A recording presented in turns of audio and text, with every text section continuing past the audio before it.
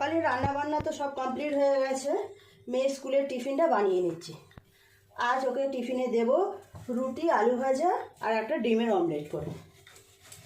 একদম কাগজের মতো পাতলা পাতলা রুটি হবে, নরম, আর সঙ্গে থাকবে আলু ভাজা। তো টিফিনটা খাওয়ার অসুবিধা হবে না খুব একটা। আপনারাও চেষ্টা করবেন এইভাবে বাড়িতে নিত্য নতুন আলাদা আলাদাভাবে টিফিন বানিয়ে দিই, তাহলে দেখবেন বাচ্চারা ঠিক খুশি মনে খেয়ে নেবে। আমি চেষ্টা করি বাড়িতেই রোজ বানিয়ে দিতে, পাল্টে পাল্টে এটা ওটা বানিয়ে দিই। আবার মুখে স্বাদ বদলানোর জন্য মাঝে মাঝে তো কেনা খাবার দিতেও হয়। একঘেয়েমি আবার বাড়ির খাবার কারোরই ভালো লাগবে না। আলু ভাজাটা প্রায় হয়ে এসেছে, দেখি। এই যে সরু সরু করে আলু কেটে ভাজা করছি। সব বাচ্চারাই দেখবেন এইরকম ধরনের আলু ভাজা খেতে খুব পছন্দ করে। রুটিগুলো দেখেছেন একদম পাতলা পাতলা বেলেছি। আপনারাও এইভাবে বাড়িতে নতুন নতুনভাবে টিফিন বানিয়ে দেবেন, তাহলে দেখবে বাচ্চারা সবাই খুশি মনে খেয়ে নেবে। এখনকার মায়েরা তো অনেক রকমের টিফিন বানাতে পারে, সেই জন্য খুব একটা অসুবিধাও হয় না।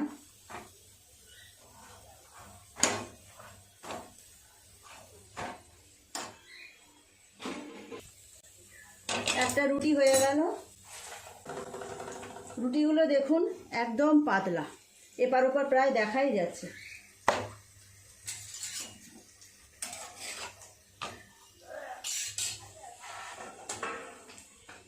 দোকানে যেমন রুমালি রুটি হয় তেমন। আলু ভাজাটাও হয়ে গেছে, গ্যাসটা অফ করে দেব।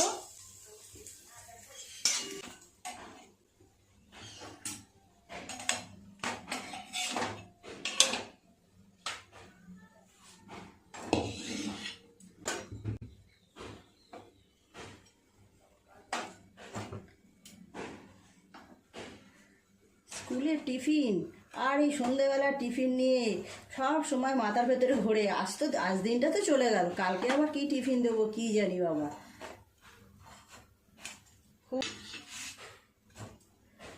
হয়ে গেল রুটিও করা, এবার ডিমটা করে নেব। রুটিগুলো দেখেছেন অনেকটা পাতলা পাতলা হয়েছে, খুব নরমও হবে। ডিমটা ভেজে নেব। চাটু তো গরমই আছে, তেলটা দিয়ে দিই। একটা ডিম নিয়েছি, ডিমের মধ্যে আমি একটু পেঁয়াজ কুচি দেবো আর একটা কাঁচা লঙ্কা দেবো। নুন দিয়ে পেঁয়াজ কুচি, লঙ্কা, অল্প একটু হলুদ দিয়ে আগে থেকে মিশিয়ে রেখেছিলাম। তো পেঁয়াজটা নরম হয়ে গেলে ভাজাটা খুব ভালো হবে। পেঁয়াজটা ডিমের সাথে ভালো করে ফেটিয়ে নিলাম, দিয়ে দেব।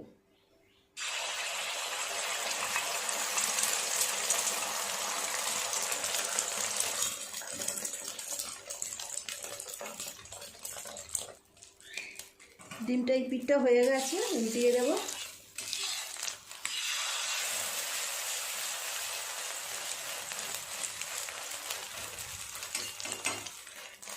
কত তাড়াতাড়ি মনের মতো টিফিন বানানো হয়ে গেল দেখুন।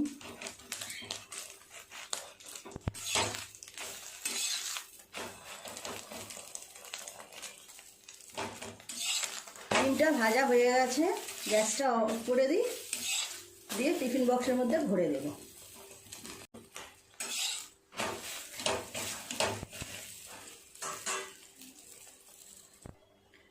আলু ভাজাটা দিয়ে দেব।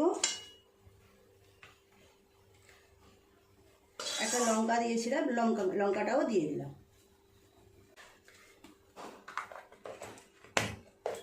রুটিগুলো দেখুন কত পাতলা হয়েছে, একদম এইভাবে মুঠো মারলে মুঠোর মধ্যে চলে আসবে। 3টে রুটি হয়েছে, তো 3টে দেব না, 2টো দেব। রুটি দেওয়া হয়ে গেল, আলু ভাজাটাও দেওয়া হয়ে গেল, দিয়ে দেবো ডিমের।